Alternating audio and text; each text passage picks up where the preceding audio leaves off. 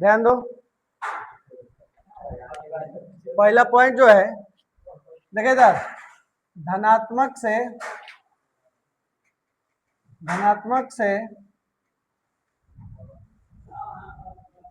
निकलकर ऋणात्मक तक या ऋणात्मक पर समाप्त हो जाती,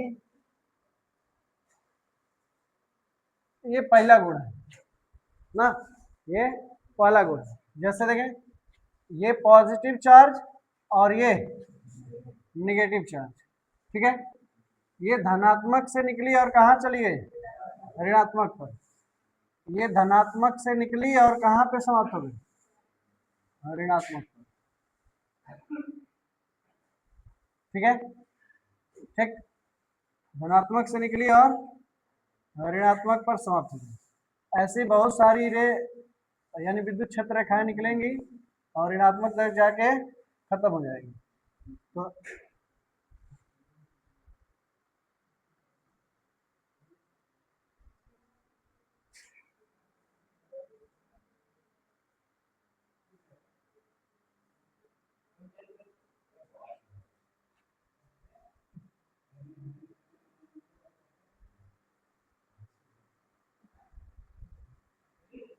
देखिए इधर, ये यहां से निकल रही है, यहां से निकल रही है और कहाँ इंटर कर रही है, निगेटिव पर,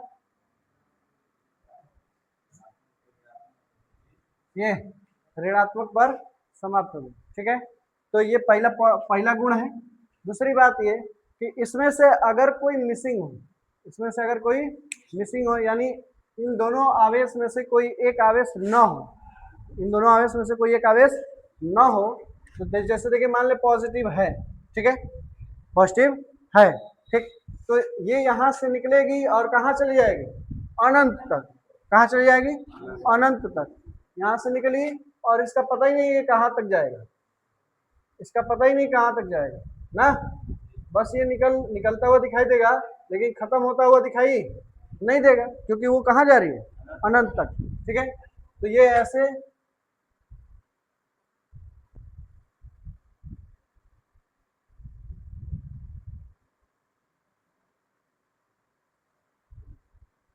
इसका पता ही नहीं कहाँ जा रही ना, ठीक।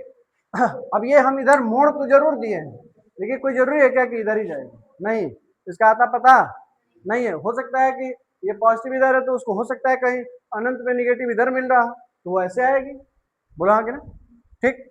तो इस जब कोई एक भी चार्ज ना हो, मिसिंग हो, तो निकलेगी तो प्लस है तो प्लस से तो निकलेगी, ये तो कंफर्म है कि ये पॉजिटिव चार्ज है तो यहीं से निकलेगी, लेकिन कहाँ जाके खत्म होगी ये पता नहीं है, यानी कहाँ पे खत्म होगी, अनंत पे। कहाँ पे, अनंत पे, और अनंत कभी आता ही नहीं है, कहता है अनंत, हम कह रहे हैं कि अनंत ये है, तुम कहोगे नहीं सर ये अनंत नहीं है, ये अनंत है, ठीक, तो हम कहना ना ये अनंत नहीं है, ये अनंत है, उसकी कोई सीमा नहीं होती है, इसीलिए उस पर झगड़ा होता है, तो उसको कहते हैं कि वो अनडिफाइंड, वो क्या है, अनडिफाइंड है, जो डिफाइन नहीं हो सकता, ठीक है ना। तो ये पहला पॉइंट नोट करें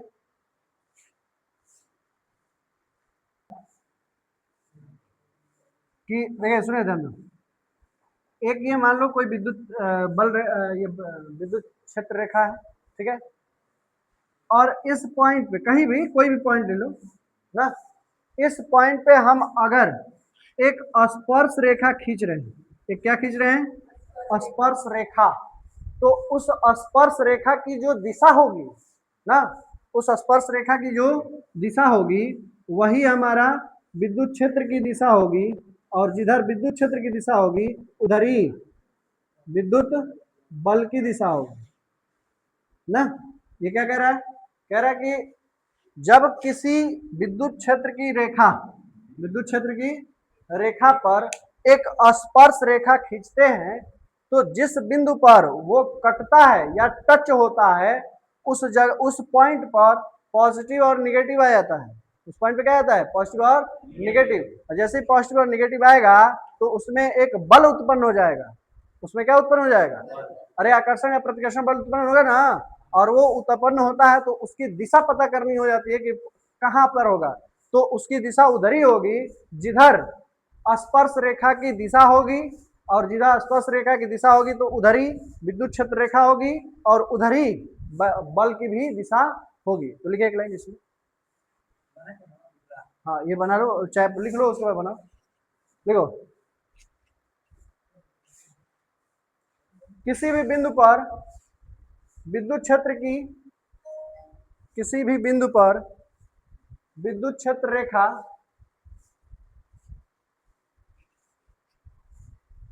किसी भी बिंदु पर विद्युत क्षेत्र रेखा की स्पर्श रेखा की स्पर्श रेखा उस बिंदु पर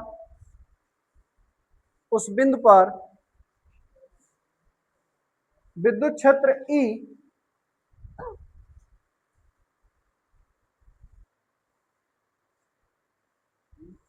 विद्युत क्षेत्र ई धनात्मक परीक्षण आवेश पर लगने वाले बल F, धनात्मक विद्युत क्षेत्र ई धनात्मक परीक्षण आवेश पर लगने वाले बल परीक्षण आवेश पर लगने वाले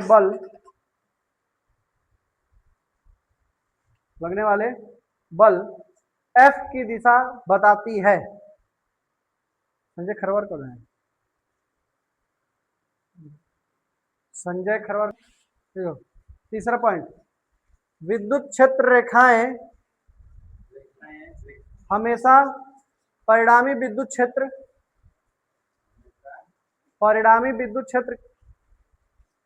को दर्शाती हैं, हमेशा परिणामी विद्युत क्षेत्र को दर्शाती हैं।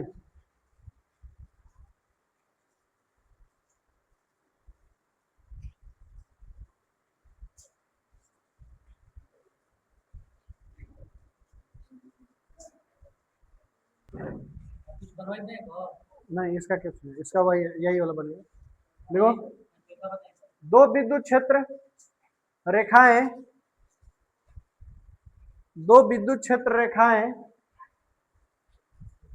कभी एक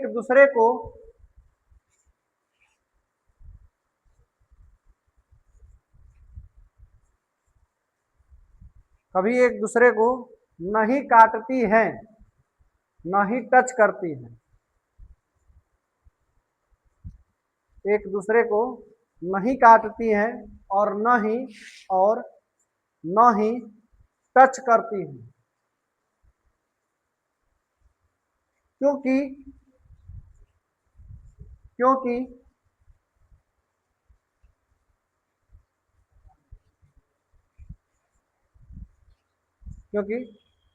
जिस बिंदु पर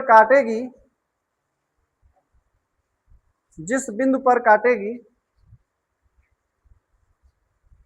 उस बिंदु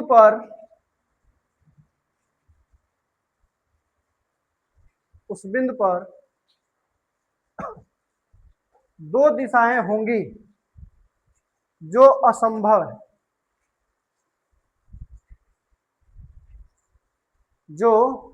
असंभव हैं।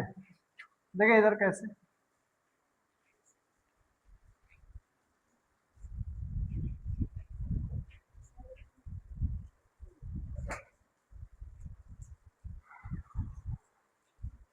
देखिए इसके दो कारण हैं। मान लो कि एक विद्युत क्षेत्र रेखा ये है और एक विद्युत क्षेत्र रेखा ये, ठीक है, दोनों एक दूसरे को इस बिंदु पे क्या कर दी, काट दी तो यहाँ पे दो विद्युत क्षेत्र रेखा हो गए, एक की दिशा ये हो गई, इस पर अगर टेंजेंट डालेंगे स्पर्श रेखा तो एक तो ये हो गया, ठीक है, और ये भी तो डाल सकते हैं, नहीं डाल सकते हैं, डाल सकते हैं, बिल्कुल डाल सकते हैं, ऐसे तो एक ये हो गया, और एक ही बिंदु पर विद्युत क्षेत्र की जो रेखा है उसकी दिशा सिर्फ एक ही तरफ होगी, चारों तरफ नहीं होगी ना। इसका मतलब ये है, दूसरी बात ये कह सकते हैं कि एक बिंदु पर एक ही स्पर्श रेखा खींची जा सकती है, दोबारा नहीं। जैसे अगर ये पॉइंट है, जैसे ये पॉइंट है, तो इस पर कितनी स्पर्श रेखाएं खींची जा सकती है? एक, सिर्फ एक खींची जा सकती है। और यहाँ पर एक ही पॉइंट पर कितनी स्पर्श रेखा खींची गई? दो। क्या संभव है? नहीं। तो इसी कह रहा है कि जो असंभव ना, ये संभव नहीं है। इसलिए एक बिंदु पर, इसलिए ये दोनों एक दूसरे को कट और टच नहीं करती हैं। दूसरी बात कि ये भी मान लो पॉजिटिव है, अब इधर से निकली है तो इधर आ रही है, तो पॉजिटिव से निकली है और कहाँ जा रही है? नेगेटिव की तरफ। तो ये भी तो पॉजिटिव से निकली है और कहाँ जा रही है? नेगेटिव की तरफ। तो क्या दो एक ही चार्ज के आपस में सट सकते हैं या काट सकते हैं? नहीं। क्यों? क्योंकि दोनों में कौन सा बल लगने लगेगा? प्रतिकर्षण। तो प्रतिकर्षण लगेगा तो वो एक दूसरे को चिपकने नहीं देगा। नहीं, बात समझ नहीं है? ठीक। तो इसलिए दो रेखाएं एक दूसरे को न तो कट करती है और न ही टच करती है। ठीक, इसको बना ले।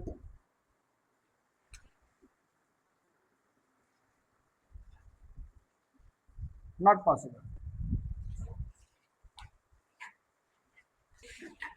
जहां विद्युत क्षेत्र रेखा का घनत्व, हाँ,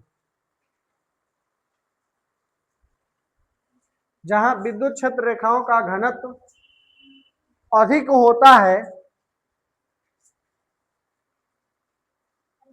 जहां विद्युत क्षेत्र रेखाओं का घनत्व अधिक होता है, वहां विद्युत क्षेत्र की तीव्रता अधिक होती है। जहां विद्युत क्षेत्र रेखाओं का घनत्व अधिक होता है, वहां विद्युत क्षेत्र रेखाओं की तीव्रता अधिक होती है। रेखाओं की तीव्रता, विद्युत क्षेत्र रेखाओं की तीव्रता अधिक होती है तथा जहां विद्युत क्षेत्र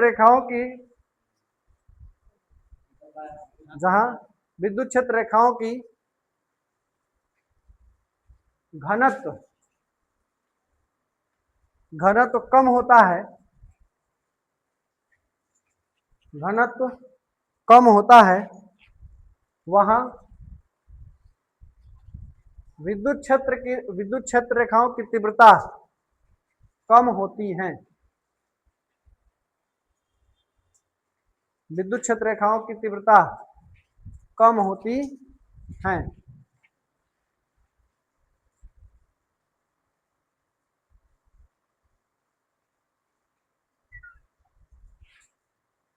जैसे मान लो कि ये प्लस हो गया और ये माइनस हो गया।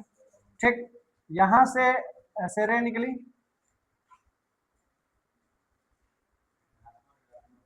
हाँ,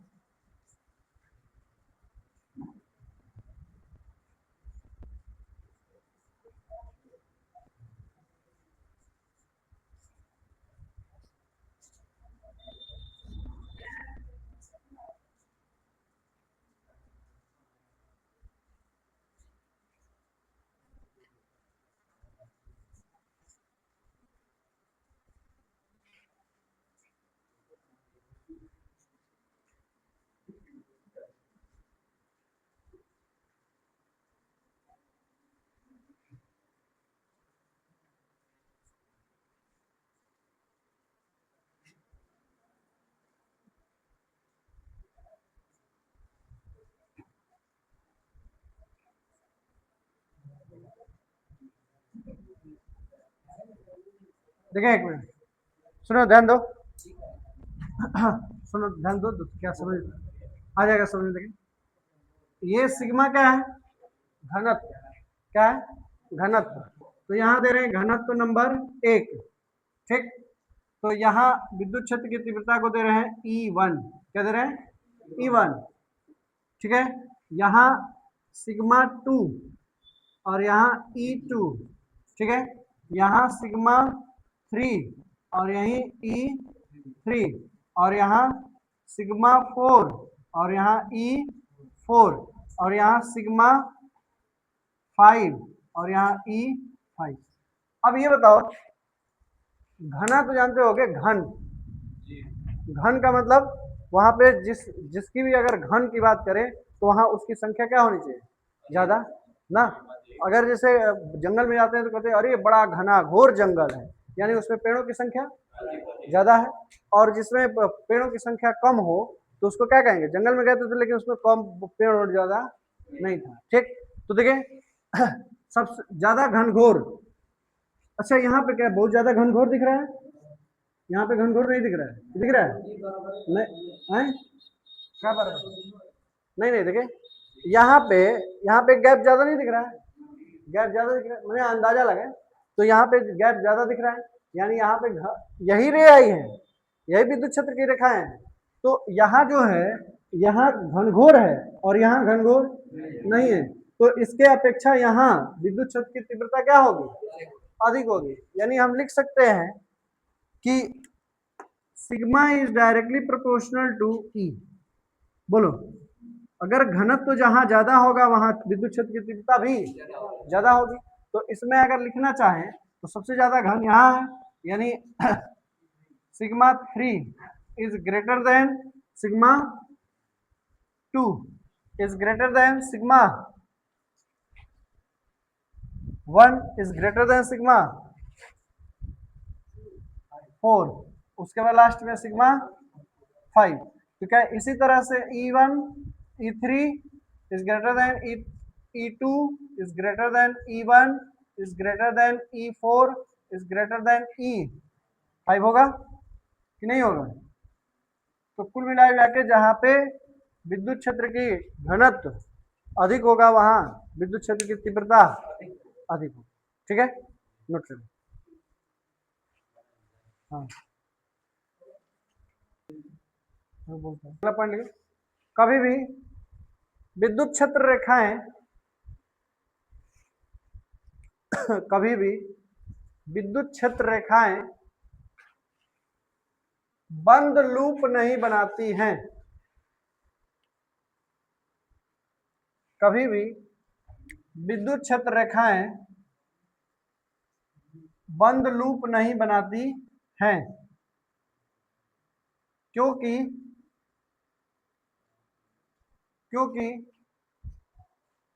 यह क्षेत्र कंजर्वेटिव होती है, क्योंकि यह क्षेत्र बता रहे कंजर्वेटिव होती है, CONSER,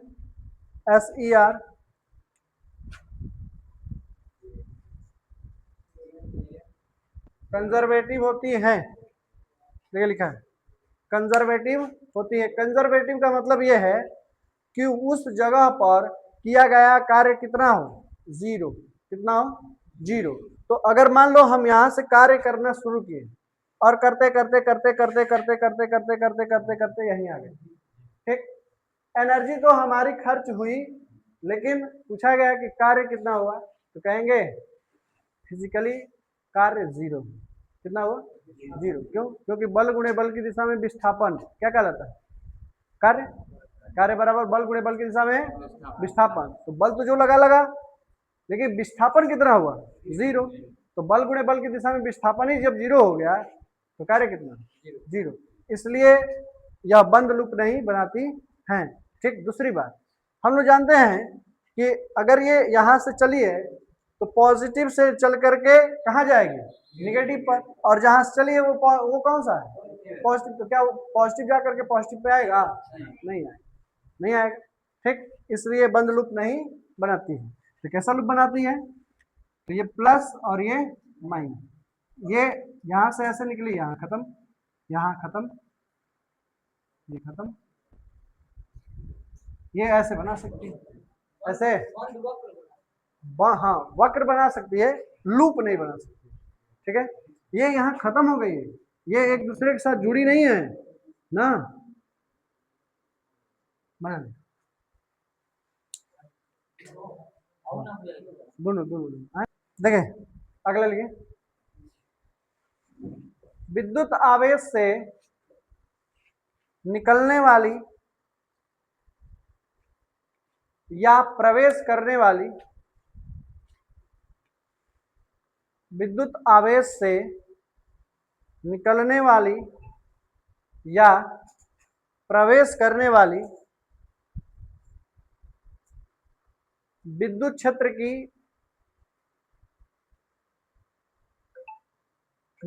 की रेखाओं की संख्या, विद्युत क्षेत्र की रेखाओं की संख्या उसके परिमाण के समानुपाती होता है, उसके परिमाण के समानुपाती होता है। परिमाण नहीं, परिमाण बोल रहे, उसके परिमाण के समानुपाती होता है। देखें, जैसे अगर हमने लिया Q, क्या लिया Q, प्लस का Q, तो ये प्लस का Q है। अब यहां से ये क्या है, विद्युत क्षेत्र की रेखाएं हैं। ये कैसी है, मान लो कि 1 कूलाम आवेश पर इतनी रेखाएं निकल रही हैं, तो 2 कूलाम पे क्या होगा, 2 कूलाम पे तो इससे ज्यादा निकलेगा ना।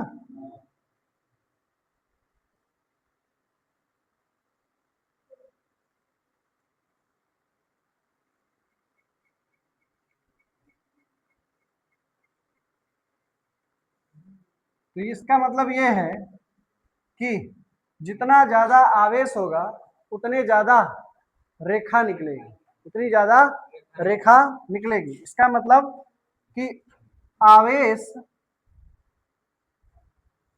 इज डायरेक्टली प्रोपोर्शनल टू विद्युत क्षेत्र रेखा।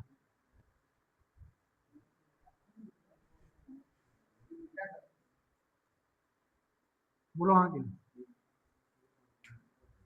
आवेश जितना ज्यादा होगा उतना विद्युत क्षेत्र की रेखाएं उससे ज्यादा निकलेगी। ठीक है, ये दोनों बना ले, ये लिख ले और ये बना ले, और उसके बाद ये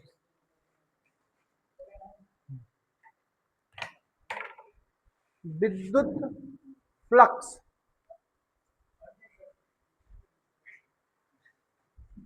विद्युत फ्लक्स, फ्लक्स आता फ्लक्स फ्लक्स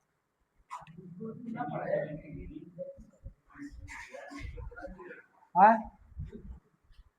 पढ़ाएंगे, फ्लक्स पढ़ लीजिए, क्या होगा, एक दूसरे से रिलेट करके पढ़ाएंगे ना,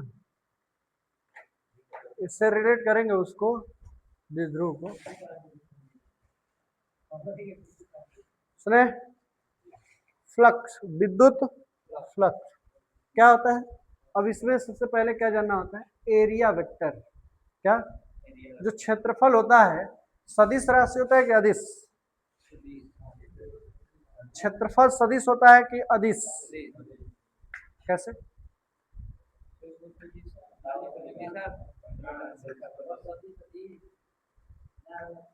देखिए अब तक इससे पहले जो पढ़े थे वहां तक क्षेत्रफल जो होता था वो क्या होता था, अदिश राशि होता था। क्या होता था, अदिश राशि, या किताब में पढ़ना उसमें मिलेगा कि क्षेत्रफल क्या है, अदिश राशि। ठीक, उसमें दिशा नहीं होती है, ठीक है ना। लेकिन अब जैसे गोला है, गोला पाई आर स्क्वायर, तो इसमें कहाँ दिशा है नहीं, इसमें कोई दिशा नहीं। अरे उसमें क्या होता है, लंबाई गुणे चौड़ाई, और लंबाई जो है, लंबाई वो सदिश राशि है कि अदिश राशि, दूरी सदिश राशि है कि अदिश राशि, दूरी कैसी राशि है, अदिश है भाई। तो लंबाई इसकी ये वाली दूरी अदिश, ये वाली दूरी अदिश, तो लंबाई गुणे चौड़ाई अदिश, विस्थापन सदिश होता है, ठीक ना। लेकिन जब अब हम लोग पढ़ेंगे 12 में फिजिक्स में, यहाँ पे तो वहां पे पढ़ेंगे क्या कि एरिया जो होता है वो वेक्टर होता है। क्या होता है, वेक्टर, यानी क्षेत्रफल जो होता है वो सदिश राशि होती है, उसको बताएंगे कैसे सदिश होती है, ठीक ना। अब ये क्या होता है, विद्युत फ्लक्स। विद्युत फ्लक्स का मतलब होता है कि एक किसी एरिया का छिद्र ले लो ना, स्क्वायर बना के ले लो, ट्रायंगल बना के ले लो, या कुछ किसी भी टाइप का ले लो, उस छिद्र से, जैसे मुक्का उक्का देखो, मुक्का ना, हाँ, या कहीं देखे होगे कि दीवार ऐसे अगर प्लास्टर नहीं हुआ है तो उसमें कहीं ना कहीं ऐसे सूर्य का प्रकाश ऐसे आता है, ठीक, छोटा सा भी होलो तो उससे सूर्य का प्रकाश आता है। तो सूर्य के प्रकाश से एक ही किरण आती है कि अनंत आती है? अनंत आती है ना। सूर्य तो वहां से जब चला, अगर अनंत नहीं आती तो पूरे धरती पर उजाला कैसे होता है? सूर्य तो एक ही जगह से दे रहा है ना रोशनी, ठीक, और पूरे मैंने भारत पे क्या है, उजाला है, ठीक। अब उजाला है तो इसका मतलब कि वहां से अनंत रे आ रही है। अब उस रे में से जिस एरिया से, उस एरिया से कितनी रे अंदर आ रही है उसको अगर गिन ले तो उसी को क्या कहते हैं, विद्युत फ्लक्स। विद्युत फ्लक्स यानी किसी भी मुक्का से, मुक्की से जितनी रे आती हैं उस रे में विद्युत क्षेत्र रेखाओं की संख्या गिन ली जाए तो कितना हुआ, उसी को क्या बोलते हैं, विद्युत फ्लक्स। अब ये देखें, 12 की जितनी 12 में जो भी फिजिक्स पढ़ रहे हैं ना, इसमें जितना भी पढ़ रहे हैं वो दिखाई नहीं देता, तो गिन कहाँ से पाएंगे, गिन नहीं पाते। ये परिभाषा है ना कि उसकी संख्या को ही हम लोग क्या कहते हैं, विद्युत फ्लक्स कहते हैं। उसकी संख्या क्या कहते हैं, विद्युत फ्लक्स। अब ये एरिया कैसे है, जैसे कोई भी अगर चीज लें तो या तो बंद होगा, बंद सरफेस होगा, या तो ओपन सरफेस होगा। दो सरफेस होती है, एक ओपन सरफेस और एक बंद सरफेस। अगर ओपन सरफेस है तो हमेशा उसके परपेंडिकुलर एरिया वेक्टर होता है। तो परपेंडिकुलर तो ये दिशा हो गई ना, ये क्या हो गई, दिशा हो गई। तो इसको हम लोग लिखते हैं ए कैप से, कितना से, ए कैप। और ए कैप को क्या बोलते हैं, यूनिट वेक्टर। क्या बोलते हैं, यूनिट वेक्टर, इकाई सदिश। तो उसमें नाम आ रहा है ना, इकाई सदिश। सदिश का मतलब सदिश, ठीक, इसका मतलब इसमें दिशा है ना, इसमें दिशा है, तो इसीलिए बोलते हैं कि एरिया जो है सदिश राशि, ठीक है। तो कल पढ़ेंगे कि ओपन सरफेस क्या है और क्लोज सरफेस क्या है। जब ओपन टाइप का आएगा सवाल तब क्या क्या फार्मूला लगाएंगे, क्लोज आएगा तब क्या फार्मूला लगाएंगे, ठीक, तब आगे बढ़ेंगे, ठीक है। Thank you.